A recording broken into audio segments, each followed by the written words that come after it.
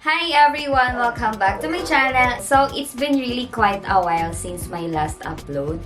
And in line with my other or my previous travel videos, naisip ko ding i-share na lang din sa inyo yung mga essential things na dinadala ko whenever I'm in travel. So, this video is for all the newbies and for all the first-time travelers na having a hard time on thinking what essential things should we bring or yung mga dapat meron kapag nagta-travel ka.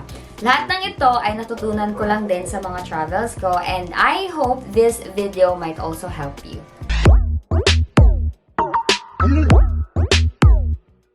First on my list guys na dapat meron ako pag nagta-travel ay ball pen. Diba guys, maliit lang siya na bagay kung iisipin. Siyempre, ginagamit natin ito sa pag-fill up ng mga forms, pag nag-check-in ka sa hotel or Airbnb.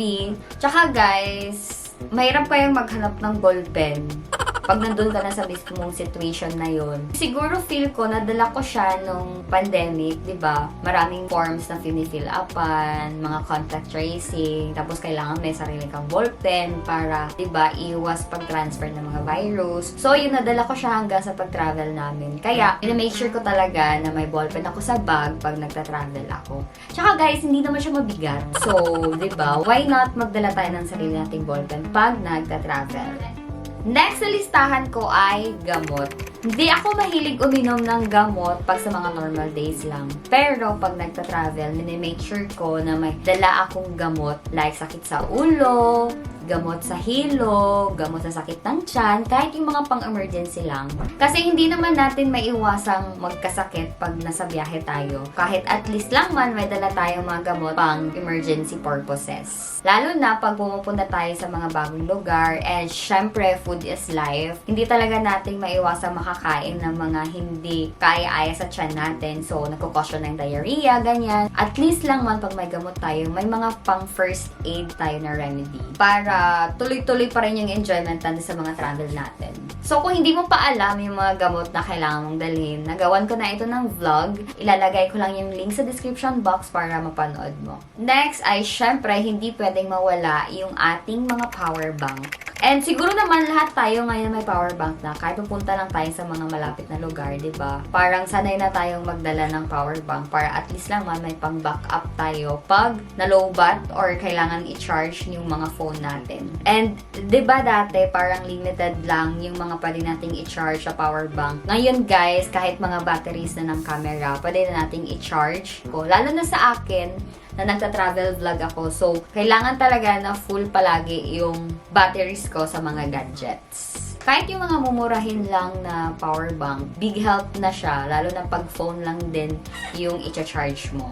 Next is, syempre, hindi tayo pwedeng mawalan ng cash. So, hindi lahat ng mga stores nag-accept ng card or mga online banking as a mode of payment. And hindi din always reachable yung mga ATM machines or kung minsan merong ATM machines pero offline. Kaya, it's really important na may enough cash tayo pa nagta-travel. And as much as possible, mas magandang dalhin yung cash na hindi buo. Yung may mga small bills lang. Kasi minsan, pag pupunta ka sa isang lugar, mahirap maghanap ng pang-sukli. And share ko lang sa inyo guys, yung pag nagta-travel kami, hindi namin nilalagay sa isang wallet or bag lang yung dala naming cash. Like, dinidistribute namin siya sa iba't ibang lalagyan. For example, may cash ako sa wallet, may cash din ako sa bag, may cash din kami sa isang bag, ganyan. Para if ever mawala yung wallet mo, diba, may pang backup ka.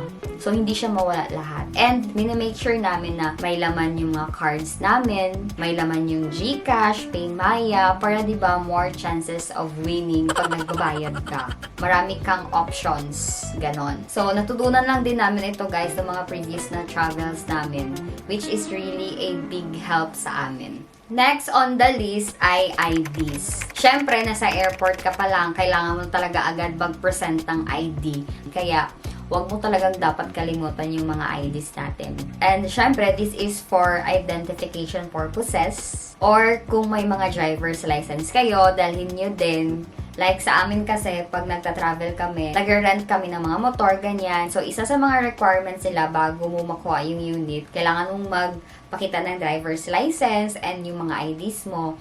And kung may extra ka, mas okay na magdala ka pa ng extra ID. Kasi sa mga nagpaparent, nire-require nila na iiwan mo yung ID mo doon and then ibabalik lang nila pag nabalik mo na yung unit nila. So, as much as possible, dapat magdala tayo ng mga extra IDs. So, next on the list ay shawl. So, lagi kaming nagdadala ng shawl, guys, pag nagta-travel. Ginagamit kasi namin ito pang pando, or kung nilalamig ka sa airport or kung sa biyahe, at least, di ba, kung wala kang jacket, pwedeng yung shawl ang gamitin mo. And syempre, pag mainit, kasi di ba, mabigat dalhin yung payong. Kaya, mas okay na shawl yung gamitin mo. And aside from that, pwede mo din siyang, marami siyang use, guys, actually. Pwede mo siyang gamitin pang emergency lang talaga. If wala na talaga, pwede mong gamitin pang towel. Or kung pupunta ka sa beach, pwede mo siyang gamitin pang cover up.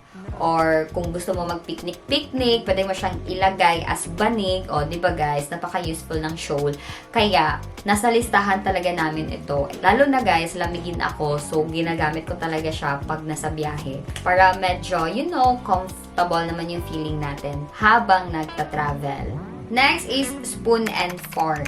May mga times, and I think most of the time, sa karenderya kami kumakain pag nagta-travel. Kasi diba, mas tipid.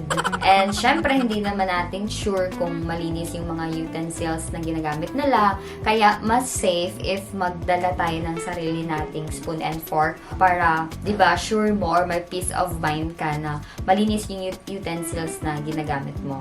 Or kung if ever wala ka talagang dala or nakalimutan mo, ang ginagawa namin, before magkain, syempre, binababad muna namin siya sa hot water para at least ma-sterilize lang man siya kahit saglit. So, ang hassle lang ng part pag magdala ka ng spoon and fork, syempre, kailangan mong hugasan after. Pero at least, safe ka and alam mong malinis yung ginagamit mong utensils.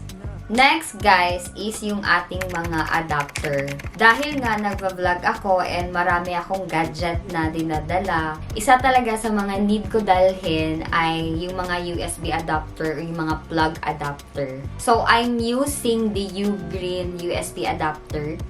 Like, ipakita ko lang yung pictures dito. And na-mention ko din sa mga previous vlog ko na it's really a big help sa akin. Lalo na fast charging ito and may dalawa na siyang USB plug. So, napaka-useful niya, lalo na pag pumunta ka sa places na limited lang yung saksakan. Or, kung may makita kang saksakan habang naghihintay ka somewhere, mabilis siyang i-charge kasi isahan na siya and then fast charging siya. For me, isa ito sa mga kailangan meron tayo. Kahit na isang adapter lang, tapos fast charging, tapos dalawa na yung socket niya, diba? So, it would really be a great help for charging ng ating mga gadgets. So, next on the list, guys, ay syempre yung ating mga charging or yung mga cord natin for our charger. So, paano ka mag-charge sa power bank kung wala kang cord, diba? So, kailangan mo din siyang kalimutan. And, pag nagta-travel kami, ang dinadala kong mga cord ay USB cord, USB na yung mga Type-C, tapos yung mga pang-iPhone. Kaya, yun dapat complete. Next on the list, guys, ay tissue and mga wet wipes. This should be a part of toiletries, but I want to emphasize the importance of having these items when traveling.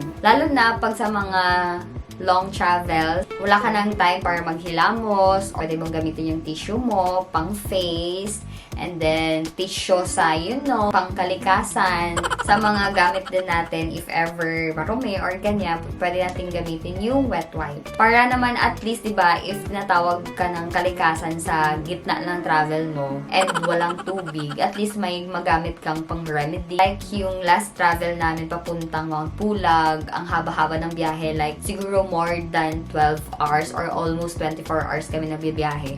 So, kumapit lang talaga kami sa wet wipes, guys, and mga tissue. Kaya, yon dapat meron ka. Kahit yung mga maliit lang. So, that's it for our vlog today, guys. I hope na may natutunan kayo sa vlog natin today, lalo na yung mga newbies or yung mga first time mag-travel. Sana nabigyan ko kayo ng idea sa mga dapat nyong dalhin pag nasa travel kayo. So, guys, if you like this video, don't forget to give it a thumbs up. And if ever hindi ka pa nakapag-subscribe, don't forget to click the subscribe button and the notification bell para every time na mag-upload ako, ma-update ka. Thank you for watching, guys, and see you to my next vlog.